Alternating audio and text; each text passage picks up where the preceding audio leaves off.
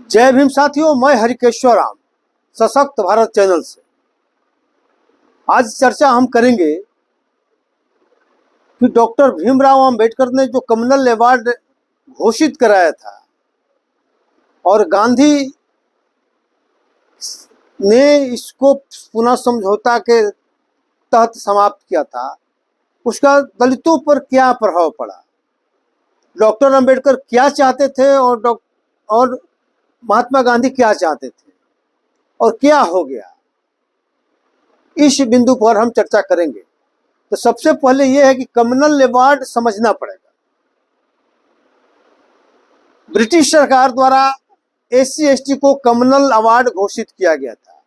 Communal award का मतलब ये था कि शेड्यूल कास्ट का प्रतिनिधि शेड्यूल कास्ट के द्वारा चुन कर जाएगा। शेड्यूल ट्राइब्स का प्रतिनिधि शेड्यूल ट्राइब्स के द्वारा चुन कर जाएगा और चुन कर जाने का मतलब क्या करेगा, जाकर वहां पर प्रतिनिधित्व करेगा। तो जो चुनाव होगा, जो विधायिका का चुनाव होगा, संसद और विधानसभा में जो लोग जीत कर जाएंगे, शेड्यूल कास्ट और शेड्यूल ट्राइब्स के वोट से जो जीत के जाएंगे, उनका प्रतिनिधि के रूप में जाएंगे, तो वहां जाकर प्रतिनिधित्व करेंगे समाज का।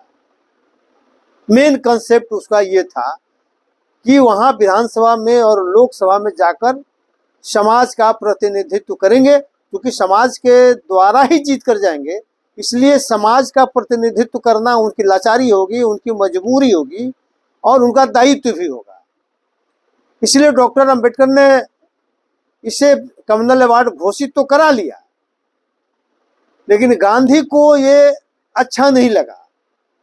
और गांधी का मूल वजह ये था अच्छा नहीं लगने का, वो चाहते थे कि जब हिंदू धर्म से अलग हटकर कम्युनल अवार्ड जो घोषित कराया, तो अगर हिंदू धर्म से एससी एसटी हट गया और मुस्लिम सिख ईसाई तो पहले से अलग है ही, उस परिस्थिति में क्या होगा।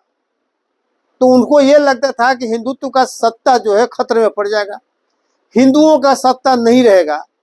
तो पक्का हिंदूवादी मतलब धार्मिक सांप्रदायिक व्यक्ति गांधी थे, जो किसी तरह चाहते थे कि हिंदुओं का शासन बरकरार रहे।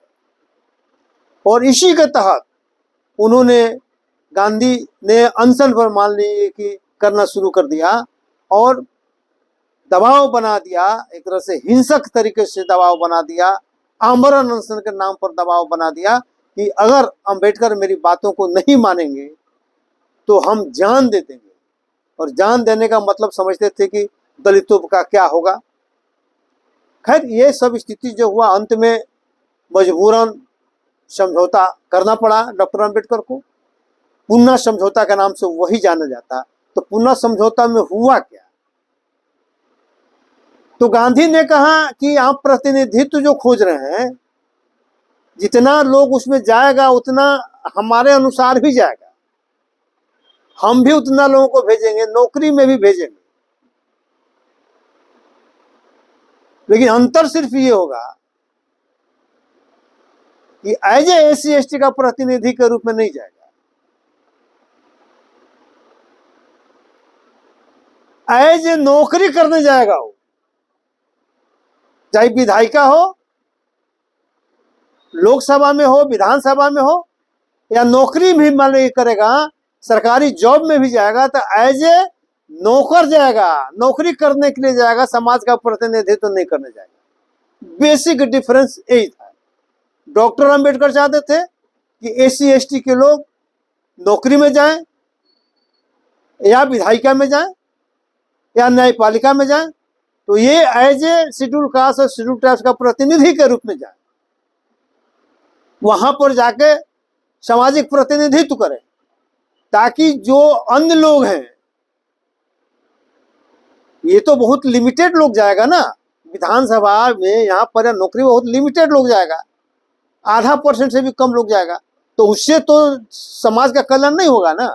समाज को कल्याण ये होगा कि जो सत्ता चलाने वाले लोग हैं, जो देश चलाने वाले लोग हैं, जो न्यायपालिका में बैठे लोग हैं, मतलब सत्ता चलाने वाले लोग, देश चलाने वाले लोगों में जो कम ही लोग रहते हैं, उसमें समाज का मुखर, सक्षम और निर्णायक प्रतिनिधित्व रहे, ताकि यही लोग पूरा देश का को संचालित करेंगे। तो पूरे देश के नागरिकों का वहीं से न्याय मिलना है। तो अन्य लोगों के अलावा एससी एसटी को भी न्याय मिले, एससी एसटी के लोगों को भी न्याय मिले। लेकिन गांधी ने कहा कि नहीं, आप 1%, आधा % जाओ, तुम अपना न्याय कर लो, तुम नौकरी करो, खाओ पियो, मस्त रहो। इसलिए नतीजा क्या है कि आज प्रतिनिधित्व के अभाव है एससी एसटी का। आज नौकरी लोग कर रहा है, चाहे विधायक हो, चाहे एमपी हो, चाहे नौकरी में कोई पदाधिकारी हो, आईएएस आईपीएस हो, सभी लोग नौकरी कर रहे हैं, इसलिए कि इसके अलावा उनके पास कोई विकल्प भी नहीं है। गांधी के मारा हुआ, पूना पैक्टा मारा हुआ लोग हैं, ये समाज का चाह कर भी प्रतिनिधित्व करने के पोजीशन में नहीं। नतीजा क्या हुआ कि समाज जहां था वहीं के वहीं है। और आज भी जो सरकार बन रही है, केंद्र की सरकार हो या स्टेट की सरकार हो, कहने के लिए तो संवैधानिक प्रोटेक्शन बहुत है, लेकिन सारा उसके उल्टा पुल्टा कर रहा है, क्योंकि उनको वहां रोकने वाला कोई नहीं है। केंद्र में हो या बिहार में, स्टेट में, उस सरकार को गलत करने से, एससी एसटी के विरुद्ध आचरण करने से रोकने वाला कोई नहीं है, क्योंकि कोई भी समाज का प्रतिनिधि वहां नहीं गया है। वहां नौकरी करने के लिए लोग गया हो, चाहे वो पार्टी का नौकरी करे, विधायिका और विधायिका लोग पार्टी का नौकरी लोग करता है, अपने नेता का नौकरी करता है, और जो कार्यपालिका में लोग है ये सरकार का नौकर का काम करते हैं। समाज का प्रतिनिधित्व करने का इनको कोई मौका ही नहीं मिलता है। नतीजा हुआ कि शेड्यूल कास्ट का स्थिति खराब है। तो सबसे ज्यादा आज अगर देखेंगे कि शेड्यूल कास्ट का स्थिति का खराब होने का सबसे मूल वजह क्या है, तो उनको जो प्रतिनिधित्व का जो अधिकार था उसको छीनकर नौकरी प्रदान मान नहीं करना जो है, ये सबसे बड़ा कारण है। लेकिन अब सवाल होता है कि इसको हम कितना देर रोना रोएंगे। गांधी तो हमारा हित ऐसे नहीं थे, मान लिया, लेकिन गांधी के नाम पर जो लोग चल रहा है वे आज भी वही काम कर रहे हैं कि आप चाहते हैं कि नौकरी करो, खाओ पियो मस्त रहो, विधायक हो, मंत्री है, खाओ पियो मस्त रहो, समाज का प्रतिनिधित्व नहीं करो। तो गांधी का प्रभाव, पूना पैक्ट का प्रभाव आज भी बहुत मजबूती के साथ पड़ रहा है एससी एसटी पर, इसीलिए इनका सारा अधिकार छिना रहा है। तो अब सवाल होता है कि होगा कैसे। तो अब अपने तरीका से जब समाज जागरूक नहीं होगा,